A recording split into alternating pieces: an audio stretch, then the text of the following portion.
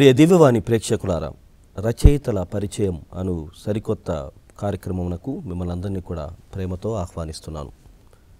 భారతమిత్రం అనగానే తెలియనటువంటి ఏ తెలుగు కథోలికుడు ఈ ప్రపంచంలో లేడు అన్నది ఎంతో గొప్ప వాస్తవం. మరి దాని ప్రధాన సంపాదకులుగా గత 7 సంవత్సరాలు నిర్విఘ్నంగా ఎంతో విజయవంతంగా ఆ పత్రికను నడిపించినటువంటి గురుశ్రీ కస్పర్ చాట్ల గారితో నేడు రచయితల పరిచయం అనే కార్యక్రమం కొనసాగుతుంది. కావున ఈ కార్యక్రమ వీక్షకులు మరియు ప్రేక్షకులందరి తరపున గురుశ్రీ కస్పర్ చాట్ల భారతమిత్రం ఎడిటర్ గారికి సాదర స్వాగతం, ప్రత్యేక ఆహ్వానాన్ని పలుకుతున్నాను. ఫాదర్ ప్రశాంత్, చాలా థ్యాంక్స్. నన్ను ఈ రచయితల పరిచయ కార్యక్రమానికి ఆహ్వానించినందుకు హృదయపూర్వక ధన్యవాదాలు. ఎందుకంటే నేను వేరే వాళ్ళని ఇంటర్వ్యూ చేస్తున్నప్పుడు నాకు కూడా అవకాశం వస్తే బాగుండు, నేను కూడా పుస్తకం రాశా. నా పుస్తకం 2 పుస్తకాలు రాసింది భారతమిత్రం పనికి రాకముందు. వీటి గురించి కూడా తెలియజెప్తే బాగుండు అని అనిపించేది. సో చివరికి దేవుడు ఈరోజు నీ ద్వారా అవకాశం నాకు ఇచ్చాడు.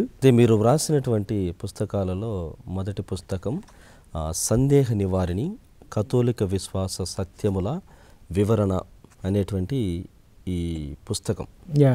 దానికంటే ముందు ఇంకో పుస్తకం రాశా. దానికంటే ముందు ఫలభరిత దీక్షా సరళి అని తపస్కాలంలో 40 రోజులు కదా. అవునవును. ఈ 40 రోజులకి ఒక్కొక్క రోజుకి ఒక్కొక్క ధ్యానాంశం. సో రాయటానికి గల కారణం ఏంటి అంటే, నేను గురువైన మొదటి సంవత్సరం గుంటూరు పాస్టల్ సెంటర్లో సహాయక గురువుగా, అప్పుడు గుంటూరు నుంచి రేపు రాయ ఫాదర్ గారు అక్కడ డైరెక్టర్, వాళ్ళ కింద అసిస్టెంట్గా పంపించారు. సో గుంటూరులో తపస్కాలం వస్తుందంటే దరిదాపుగా అన్ని ప్యారిష్ల నుంచి దీక్ష తీసుకుంటారు, ఆడవాళ్ళు మగవాళ్ళు.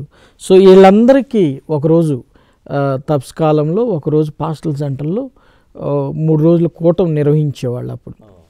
సో నేను వాళ్ళందరం చూసినప్పుడు సామాన్య క్రైస్తవులు, చాలా సామాన్య, వీళ్ళకి రోజు ధ్యానం చేసుకోవటానికి ఒక బుక్ ఉంటే బాగుండని ఫస్ట్ ఫలభరిత దీక్షా సరళి అని రోజుకి ఒక అంశం. ఇప్పుడు సహనం ఉందనుకో, సహనం గురించి బైబిల్ ఏం చెప్తుంది, తర్వాత మన జీవితాల్లో సహనాన్ని కోల్పోయే సందర్భాలు ఏముంటాయి, సో వీటిని ఏ విధంగా రెక్టిఫై చేయాలి, దాంతోపాటుగా ఒక ధ్యానం, దాంతోపాటుగా ప్రార్థన, ఈ ఫార్మేట్లో రాసుకుంటా రావటం జరిగింది. ఆ పుస్తకం ప్రజలకు చాలా ఉపయోగపడింది అండ్ చాలా ప్రాంతాలకు కూడా చేరిందనమాట. అది చేరినాక రెండో పుస్తకం ఇది, ఈ సందేహ నివారిణి అనే పుస్తకం. స్వామి, మనకు ఇంగ్లీష్లో చాలా ఉన్నాయి హెల్ప్ చేసేటి, కానీ ఇది నేను ఫస్ట్ టైం చూసినప్పుడు అబ్బా మనసు నిండా, మరి ముఖ్యంగా మనకి ఇమ్మీడియట్ రెఫరెన్స్ కోసం ఎవరైనా మనల్ని అన్యులు ఏదైనా అడిగినప్పుడు ఇమ్మీడియట్ రెఫరెన్స్ కోసము కేవలం గురువులు మాత్రమే కాదు, కన్యాశ్రీలు మాత్రమే కాదు, సామాన్య విశ్వాసులు సైతము వినియోగించుకునేలాగా ఇది చాలా ఉపయోగకరమైనటువంటి సాధనమని నేను చెప్పగలను. ఎందుకంటే సో దీని సందర్భంగా దీని ప్రేరణ ఎందుకు రాయాలనుకున్నారు? నేను పాస్టల్ సెంటర్లో అసిస్టెంట్గా పనిచేస్తున్నప్పుడు గ్రామాలు సందర్శించాలి, మనం డైరెక్టర్ ఫాదర్తో వెళ్ళి సందర్శించాలి. తర్వాత కొన్నిసార్లు డైరెక్టర్ లేనప్పుడు మనం వెళ్ళి సందర్శించి ప్రార్థన నిర్వహించాలి. సో ఏ సంఘానికి పోయినా క్యాథలిక్స్ విడిపోయి ఉన్నారు. తల్లి ఒక గుడి అయితే తండ్రి ఇంకో గుడి, ఇంకో సంఘం, తల్లిదండ్రులు ఒక సంఘం అయితే పిల్లలు ఇంకొక సంఘం. ఏంది ఎందుకబ్బా ఇట్లా వీళ్ళకు ఒక నిలకడ లేదు, ఒక విశ్వాసం. ఇప్పుడు ఎందుకంటే దేవుడు ఏం చెప్పాడు, ఏక విశ్వాసంతో ఎక్కడైతే 2-3 కలిసి ప్రార్థన చేస్తారో వారి ప్రార్థన ఆలకిస్తానన్నాడు. ఇప్పుడు నువ్వు ఒక సంఘం, మీ అమ్మ ఒక సంఘం, మీ నాయన ఇంకో సంఘం అయితే ఏక విశ్వాసం. సో అది నిజమైన క్రైస్తవ జీవితం కాదు, యేసు ప్రభు కోరుకున్న జీవితం కాదు. యేసు ప్రభు కోరుకుందంటే ఏకత్వం, తండ్రి కుమార పరిశుద్ధాత్మ ఎట్లయితే ఏకంగా ఉన్నారో అట్లాగే మన కుటుంబ సభ్యులు కూడా ఒక విశ్వాసంలోనే ఉండాలి. తేపకు ఒక చర్చ అయితే ఏకత్వం రాదు. అది అది అసలు నిజమైన క్రైస్తవ జీవితం కాదు కాదు.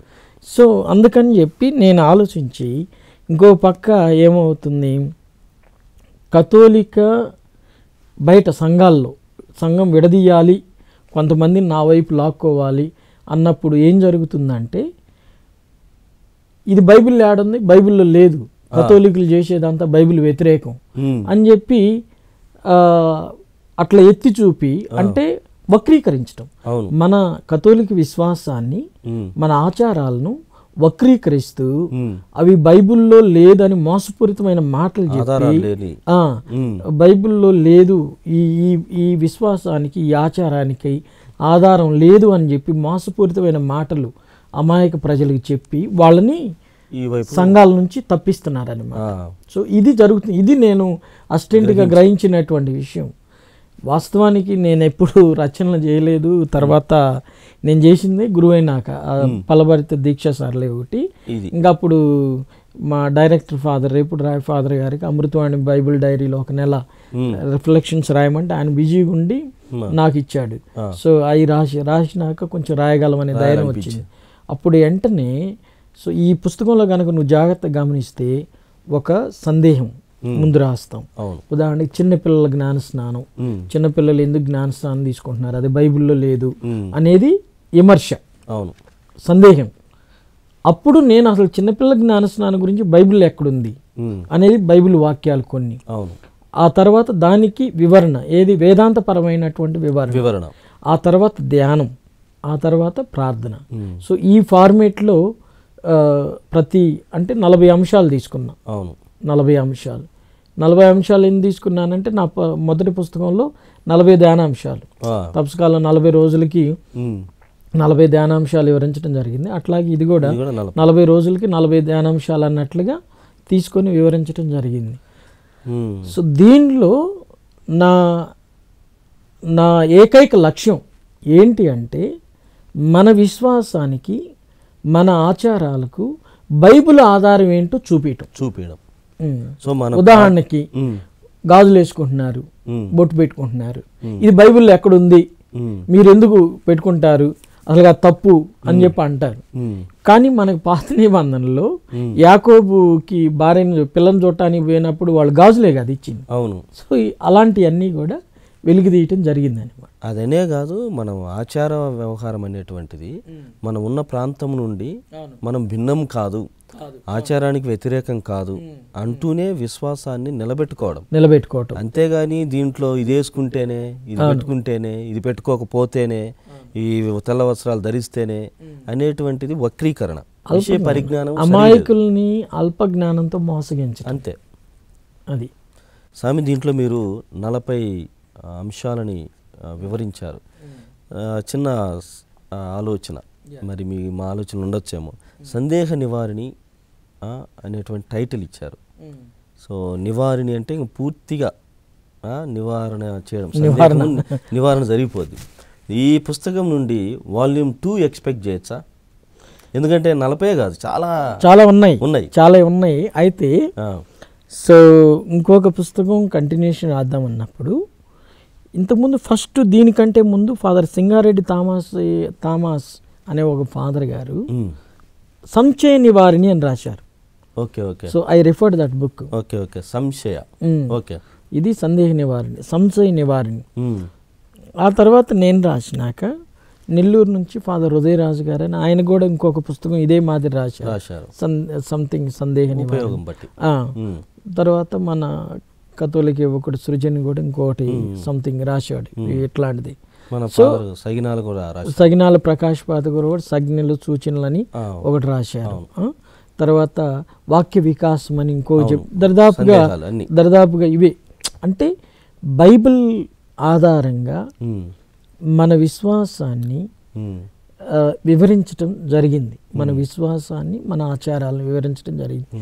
సో ఇంకా నేను అవసరం లేదు, రెండోది అవసరం లేదులే అని చెప్పి ఉన్నాయి, కానీ చదువుకుంటే చాలా ఉన్నాయి. చాలా ఉపయోగకరమైనటువంటి పుస్తకం స్వామి ఇది. ఎందుకంటే అది ఉపదేశులకి, కొద్దిగా తెలుసుకోవాలనుకున్నటువంటి వారికి. ఎందుకంటే ఇప్పుడు ఒక చర్చ్ అనే కాదు, ఆ చర్చిలో ఉన్నటువంటి సభ్యులు కొన్నిసార్లు ఇది అతిశయోక్తి కావచ్చు, లేకుంటే తక్కువ చేశామని కాదు, నా ఆలోచన అది కాదు. ఎంత అంటే ఒక ప్రొటెస్టెంట్ చర్చికి వెళ్ళేటువంటి చిన్న పిల్లగాన్ని పలకరించినా కానీ 10-20 వాక్యాలు ఈజీగా చెప్తాడు, 4 పాటలు దుమ్ము లేపుతాడు, పాడేస్తాడు. మన కథోలికులకు వచ్చేసరికి అది రావట్లేదు. అయితే ఇది ఈ పుస్తకం సందేహ నివారణ అనేటువంటిది అలాంటి కథోలికులకి నేను తెలుసుకోవాలి, ఏదైనా ఎవరన్నా అడిగితే 4 మాటలు చెప్పాలి అన్నటువంటి వారికి చాలా ఉపయోగకరమైనటువంటిది. దేవుడు మిమ్మల్ని దీనిలో చాలా ఉపయోగించుకున్నారు.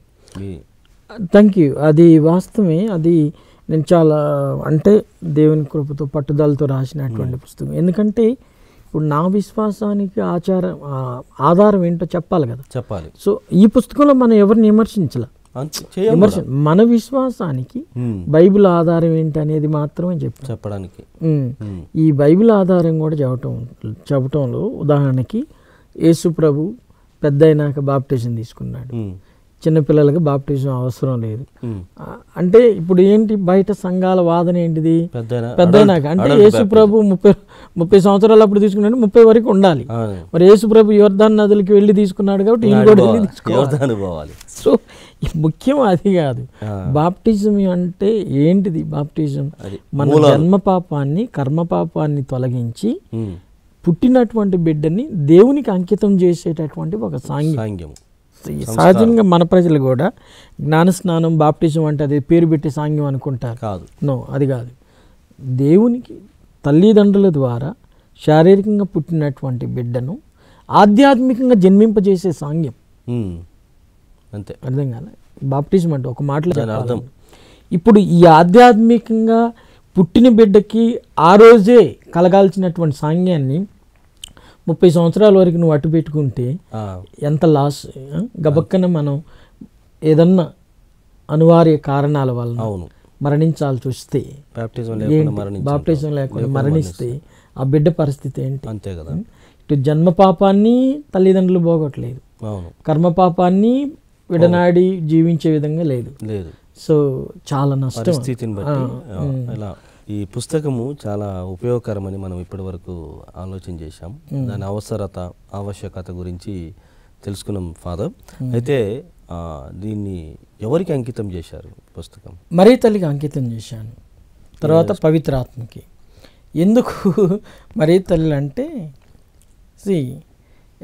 అఫ్కోర్స్ దానిలో మరీ తల్లి పట్ల ఉన్నటువంటి అపోహలు కూడా తొలగిపోయే విధంగా బైబిల్ రిఫరెన్స్లు ఇవ్వటం అనేటటువంటి జరిగింది. ఒకటి, నేను మరీ తల్లికి అంకితం ఇస్తూ పాఠకులకి ఇచ్చిన సందేశం ఏంటంటే, గాబ్రియల్ దూత మరీ తల్లి దగ్గరకు వచ్చింది, సవినయంగా నమస్కరించి దేవుని సందేశాన్ని, అమ్మ నువ్వు అనుగ్రహ పరిపూర్ణురాలివి అని గౌరవించింది. సరే, పొగడతాం అనేది పక్కది, గౌరవించింది. తర్వాత బాలయేసు పుట్టినాక బాలయేసుని తీసుకొని సిమియోను ప్రవక్త దగ్గరికి వెళ్తారు. ఆయన బాలయేసుని చేతుల్లో తీసుకొని మరీ తల్లితో, అమ్మ నీ హృదయంలో ఒక బాకు దూసుకొని పోతుంది అని చెప్పి చాలా ఓదార్పుగా మరీ తల్లితో మాట్లాడి చాలా గౌరవంగా, ఈ రక్షణ నేను చూస్తాను అనుకోలేదు, చూశాను, ఇంతటితో నిష్క్రమిస్తే బాగుంటుంది అని చెప్పి. తర్వాత ఇంకా అట్లా ఏంటంటే బైబిల్లో ఉన్నటువంటి దేవదూతలు కానివ్వండి, తర్వాత దేవుని చేత పంపబడినటువంటి వాళ్ళు అందరూ కానివ్వండి, ఆ తల్లిని గౌరవిస్తూ పొగుడుతూనే ఉన్నారు. కానీ ఇతర సంఘాల్లో ఆ తల్లిని విమర్శిస్తూ ఉన్నారు. ఏందా మరియమ్మ అని చులకనగా, అల్పజ్ఞానం. కొన్నిసార్లు ఎవరన్నా అట్లా అన్నప్పుడు వాళ్ళ ఆధ్యాత్మిక జీవితాన్ని నేను చింతిస్తా. అరే ఇంతేనా ఈ ఆధ్యాత్మిక జ్ఞానం, దేవుని తల్లిని గౌరవించలేనటువంటి సంస్కారం క్రైస్తవ జీవితం లేకపోతే అది క్రైస్తవమైన అని చెప్పి ఐ రియలీ ఫీల్. పరుషమైన మాటలు కొన్నిసార్లు, అది బురద జల్లుడు, విష ప్రచారమే. నేను ఒకసారి ఒక పుణ్యక్షేత్రంలో ఉన్న బ్రదర్గా ఉంటే ఒకళ్ళు మొక్కుబడికి వచ్చారు. మొక్కుబడికి వచ్చినప్పుడు దానిలో కొంతమంది ప్రొటెస్టెంట్ సంఘాల వాళ్ళు ఉన్నారు. వాళ్ళు ఎట్లా అదిగా మరేమ్మా అదిగో మరియా అని చెప్పి అట్లా సో వ్యంగ్యంగా ఎగతాళిగా ఎక్కిరింపుగా మాట్లాడుతూ ఉన్నారనమాట. సో వాళ్ళతో వాదనలు ఎందుకులే అని చెప్పి నేను సరే. ఐ రియల్లీ ఫెల్ట్ పిటి, అరే ఇంత అల్పజ్ఞానం. ప్రియ దివ్యవాణి ప్రేక్షకులారా, రచయితల పరిచయం అనే కార్యక్రమంలో ఓ చిన్న విరామం తీసుకుందాం.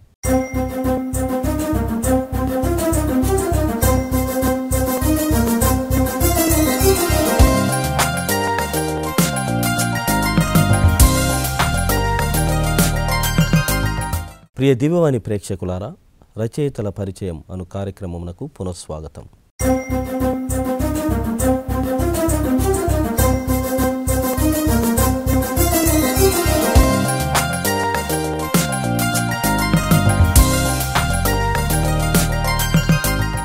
స్వామి, ఇప్పుడు ఇంకొకటి ఫాదర్ గారు, ఈ పుస్తకము సంబంధించిందే చిన్న రెండు ఒక షరతులు కాదు, ఒక అవేర్నెస్ ఏమని మీరు మమ్మల్ని చేస్తారు. ఈ పుస్తకమే మిమ్మల్ని భారతమిత్రం ఎడిటర్గా చేసింది అని నేనంట. అస్సలు కాదు కాదు అసలు ఆ పుస్తక రచన వేరు, భారతమిత్రం ఎడిటర్గా పనిచేయటం వేరు. పుస్తక రచనలు చేయటం వేరు, వ్యాస రచనలు చేయటం వేరు. అవును, అది వ్యత్యాసం ఉంది. పుస్తక రచన మనం ఏదో ఒక అంశం తీసుకొని రాసేటటువంటిది. అవును. వ్యాస రచన ప్రస్తుత పరిస్థితులను క్రోడీకరించుకొని ఆ పరిస్థితుల్లో ప్రజల్ని స్పందింపజేయటానికి రాసేటటువంటిది. మనం ఎప్పుడో జరిగినటువంటి రక్షణ చరిత్ర తీసుకొని రాస్తున్నాం. బట్ వ్యాస రచన అనేటటువంటి ఈనాటి పరిస్థితుల్లో పాఠకుడిని స్పందింపజేసేది. సో యాక్చువల్గా ఐ డోంట్ థింక్ ఇది ఇక్కడికి తీసుకొచ్చింది అనేటటువంటిది.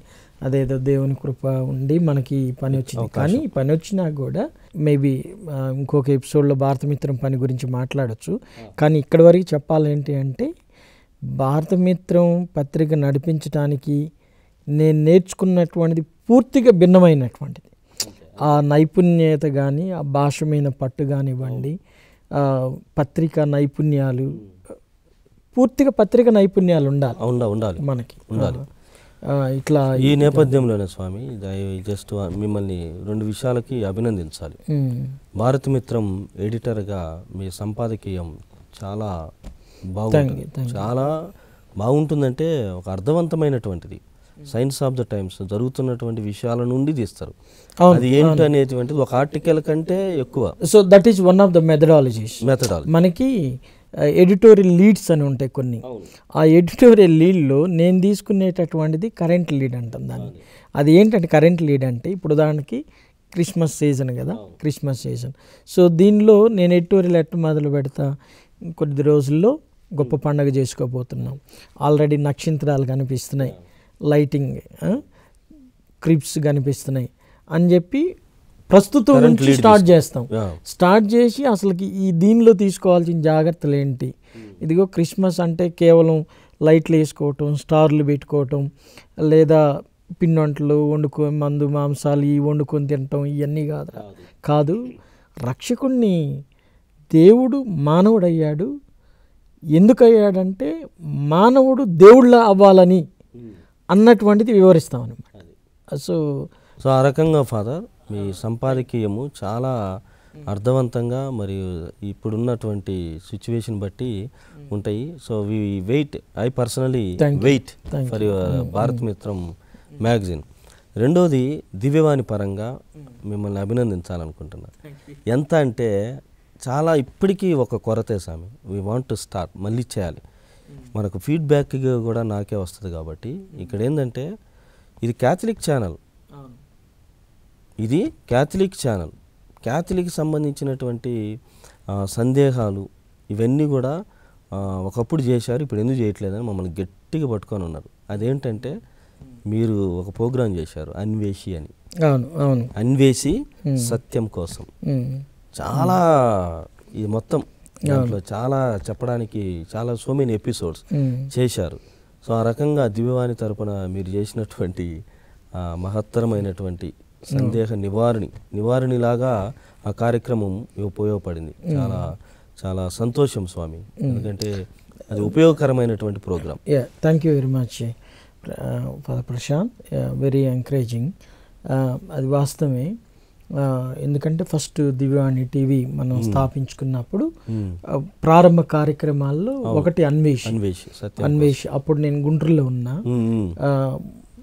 మన 2 రాష్ట్రాల నుంచి డిఫరెంట్ డైస్ నుంచి ప్రజల్ని తీసుకొని వచ్చి కార్యక్రమం చేసేవాళ్ళం. అవును, బాగా గుర్తు. కానీ ఇప్పుడు ఏంటి అంటే ఇంకా భారత మిత్రం పని ఒకటి, ఇంకా సమయాభావం లేక కొంచెం చేయట్లేదు. బట్ భవిష్యత్తులో చేద్దాం, ఎందుకంటే మన అవసరం కూడా.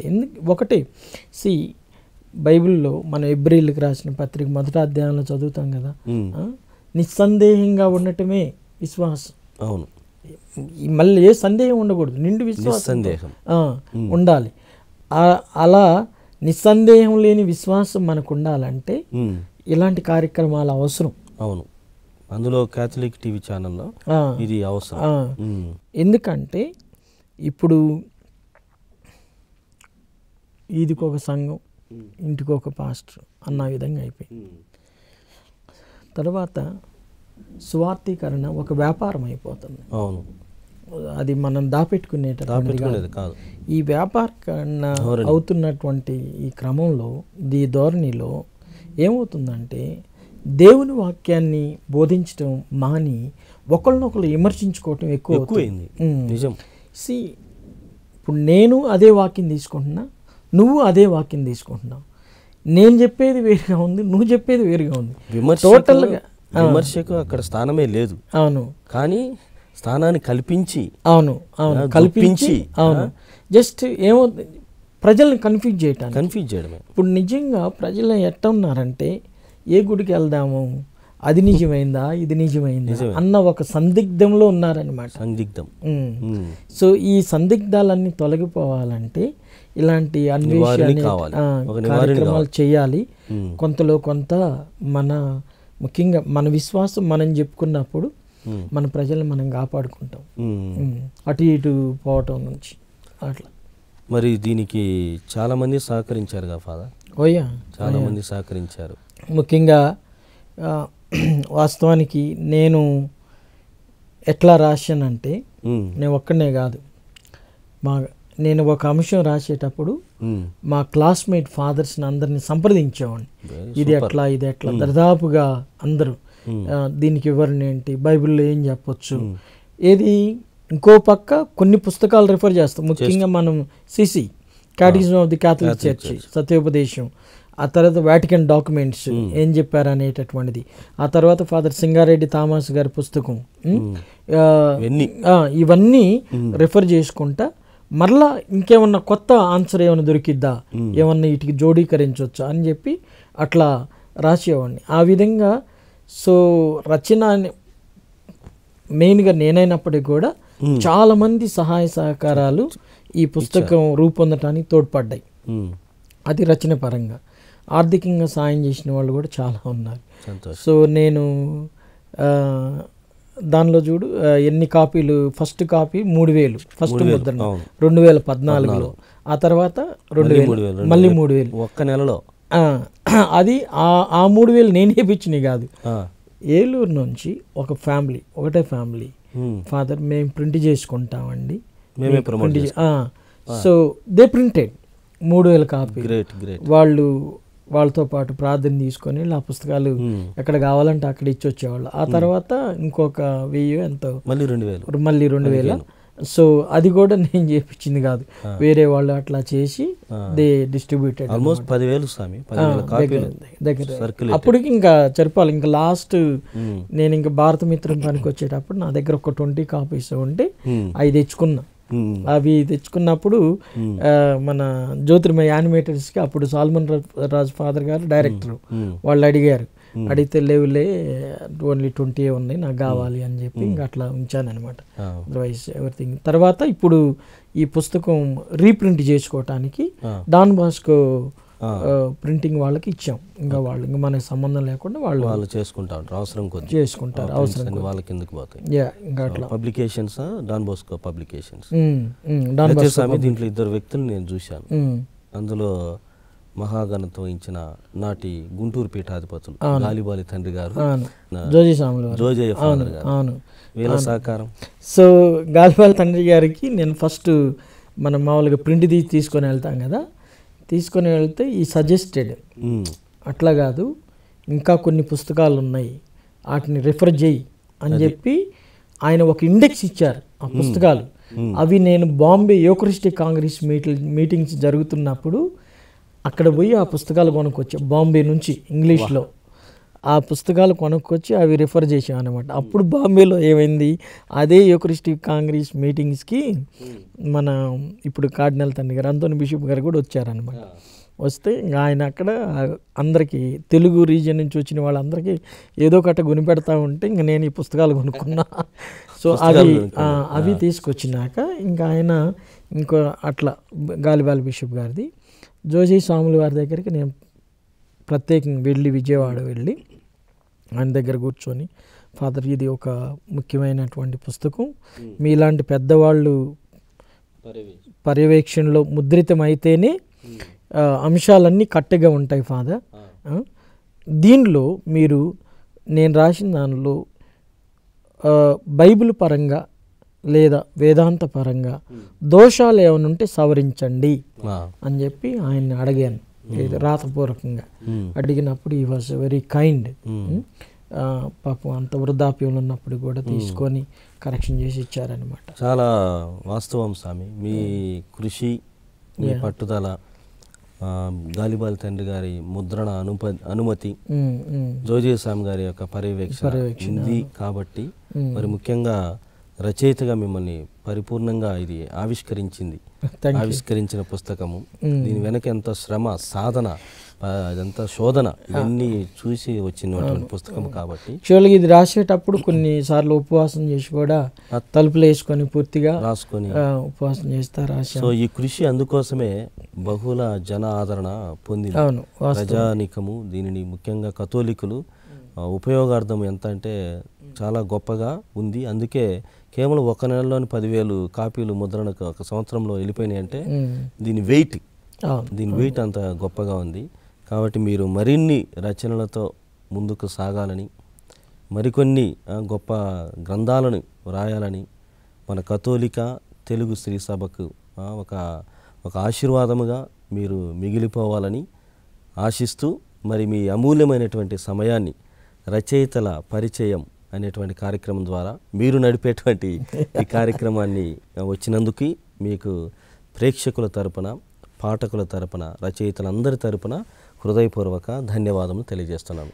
Thank you father Prashant. నా పుస్తకాన్ని మీరు పరిచయం చేసినందుకు హృదయపూర్వక వందనాలు తెలియజేస్తున్నాను. ఇంకో పుస్తకం ఫలభరిత దీక్ష సరళి అన్నాను కదా, అది చూసా కానీ ఎక్కడ కనిపించలేదు. బట్ 1 or 2 కాపీస్ నా దగ్గర ఉండాలి. సో ఈ 2 పుస్తక రచనలు చాలామంది సహాయ సహకారాలు అందించారు. వాళ్ళందరికి కూడా మరి పేరు వందనాలు తెలియజేసుకుంటూ ఉన్నా.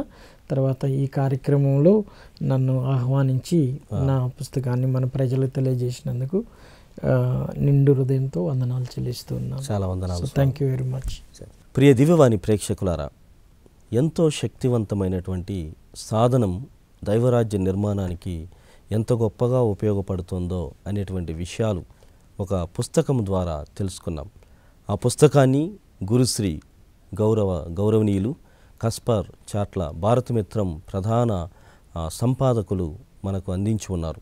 ఈ రచయితల పరిచయం అనేటువంటి కార్యక్రమం ద్వారా వారు ముందుకు వచ్చి ఈ పుస్తకం యొక్క వివరణ, ఆవశ్యకత, విశిష్టతని తెలియజేసి ఉన్నారు. కావున మరొకసారి వారికి హృదయపూర్వక వందనాలు తెలియజేస్తున్నాం.